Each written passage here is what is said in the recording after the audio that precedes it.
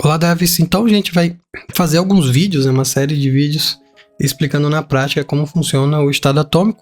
A gente já tem utilizado bastante aqui na empresa e várias outras empresas também têm utilizado bastante, enviado feedbacks bem interessantes, inclusive, e realmente melhoraram bastante a ideia do estado atômico. Existem vários vídeos explicando qual problema resolve, o porquê que a gente pensou em uma vasta documentação, né, para você ver todo o estudo. Que, assim, apesar de simples, não é algo que saiu do nada. Tem toda uma documentação e uma história ali por trás. Então é interessante você olhar se quiser se aprofundar. Senão, não é necessário, porque o padrão já está completo e você só pode utilizá-lo, né? Esse padrão, para contextualizar, ele surgiu em um momento em que estávamos fazendo um teste de integração e foi feito uma pergunta, né? Assim, um teste de widget para ser mais direto.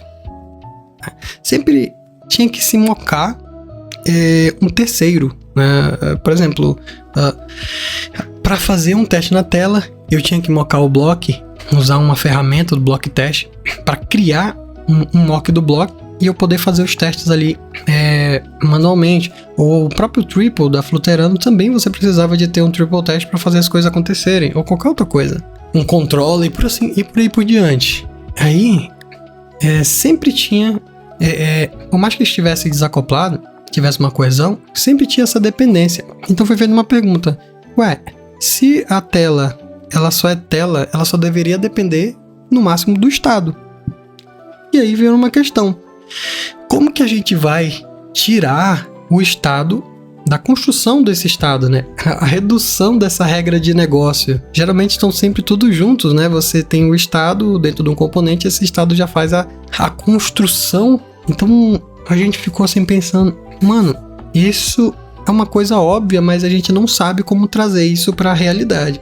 Então, vamos buscar em outros frameworks e chegamos na ideia do estado atômico. Então, a ideia do estado atômico, resumidamente, é a tela, ela não depende desse terceiro componente, controle e tudo mais, ela só depende do estado. Isso facilita os testes, mas facilita também a construção dessa tela, pois apesar de ter coisas assíncronas, você vai ter apenas conhecimento das propriedades e vão ser propriedades reativas. Não vai ter que fazer um mock mais descentralizado, mock de uma API. Você, por exemplo, você vai fazer um consumo de uma API externa, você vai ter um problemão, né? Talvez, dependendo, né? Para fazer um mock de um teste. Então, tudo isso aconteceu, obviamente que, falando assim, parece que é uma coisa bem boba, né? Mas era num contexto bem amplo. E aí a gente começou a utilizar isso aí. Então, falando aqui como que vai funcionar essa ideia, nós vamos ter aqui os nossos estados. E através desses estados, ele vai representar apenas o nosso estado. Só que cada parte desse estado, em vez de ter um estado grandão, pode se ter tudo mais, mas ele vai representar e cada um vai ter a sua própria reatividade. Quem é o cara que tem uma reatividade baseada em referência?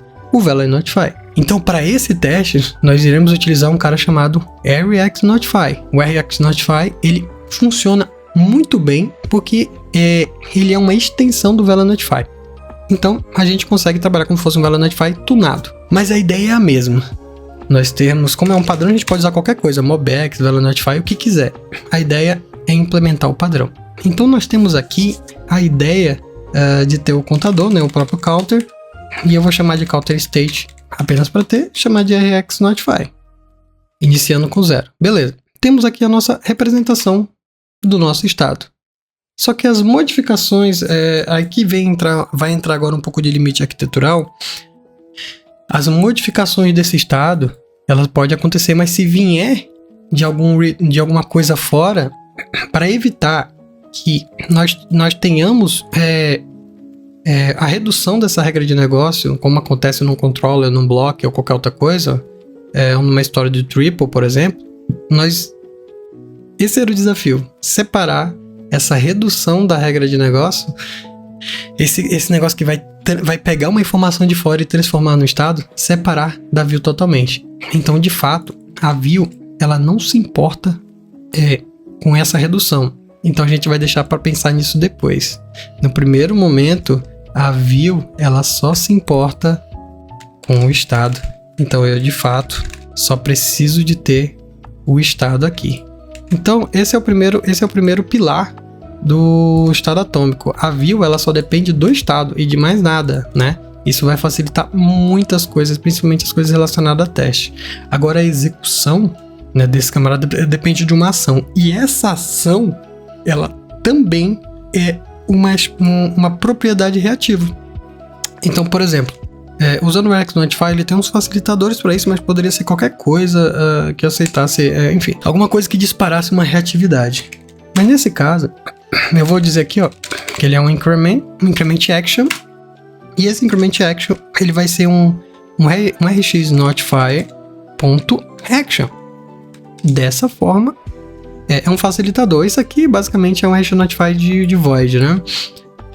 Dessa forma, a gente tem representado aqui como propriedade reativa o estado e também a nossa ação. A gente pode fazer outras ações aqui, como por exemplo o decrement, e ele também é uma propriedade reativa. Olha só que legal. Então temos aqui os estados, assim mesmo, né? Ou melhor, os átomos da vida. E aqui embaixo nós temos as actions e tudo propriedade reativa. Tá. A partir desse momento, então, o nossa view, ela apenas vai ver o que está nesse setor aqui de states, né? Então, se eu quiser enviar uma sugestão, né, do sistema para fazer um increment, então eu posso simplesmente, o React Notify nos possibilita isso, né? Fazer uma chamada. Essa chamada aqui, esse callable, ele vai chamar a reatividade. E quem estiver escutando essa reatividade vai fazer uma coisa. E esse é o grande segredo do estado atômico. Esse terceiro componente, esse que vai fazer redução da regra de negócio para o estado, né? Em vez de manter tudo dentro da mesma camada, eles vão escutar essa propriedade reativa de ação. E onde ele estiver, vai acontecer. E a minha view não precisa conhecer esse cara.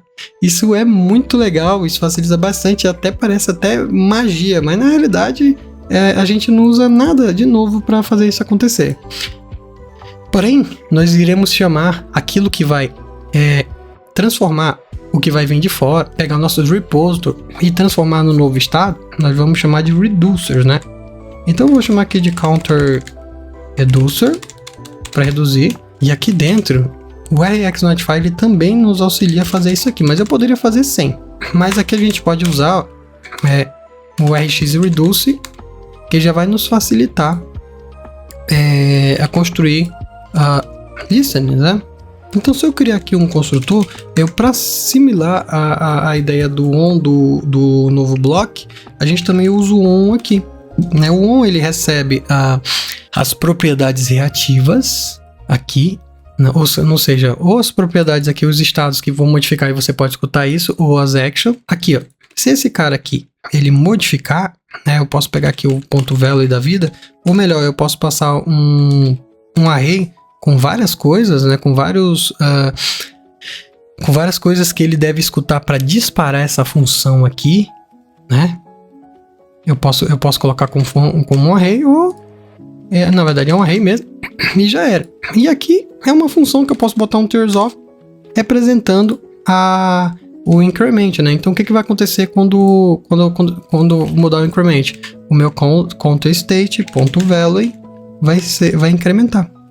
A mesma forma vai acontecer com o decrement. Agora ele vai, quando ele vai escutar aqui a action que vai ser chamada lá na view, e quando ele receber essa action aqui, o que vai acontecer? Ele vai executar a ação que vai modificar o estado aqui. Com isso, a minha view nem conhece essas reduções aqui. Aí você pode levantar, como a gente vai ver nos próximos exemplos, você pode colocar isso aqui, por exemplo, em um consumo de API. E a API é um repository, você vai pegar dentro desse cara. Mas por enquanto, vamos usar esse pequeno exemplo para a gente poder trabalhar melhor nas coisas aqui. Bom, como eu estou usando o RX Notify, que eu vou colocar aqui como o pai de toda a árvore, o RX Root, para me ajudar a distribuir a reatividade aqui na view, sem eu precisar de um builder. Eu poderia usar até o Animated Builder aqui se eu quiser. Mas aqui eu vou fazer o seguinte. Eu vou usar o context.select. E aí ele vai escolher o que ele vai selecionar. Por exemplo, eu vou selecionar esse value aqui. Então toda vez que o value atualizar, ele vai atualizar esse widget automaticamente. É por isso que a gente utiliza esse rxroot aqui. Então ele vai auxiliar. A gente pode colocar um array e colocar vários aqui, ou uma sequência, né? O retorno dele, no caso, né? Já que ele vai ser esse int aqui, eu vou botar diretamente como count. Eu posso pegar aqui. Toda vez que alterar, ele vai rebuildar, obviamente, e pronto. Aqui eu já pego e ponho esse camarada aqui. Então, dessa forma, vamos ver o fluxo, como é que vai funcionar do meu onPressed. Eu chamo aqui o meu increment action. Dessa forma, isso é do rxnotify, mas eu poderia botar aqui um value e receber o rx void, também ia funcionar, ou usar um null.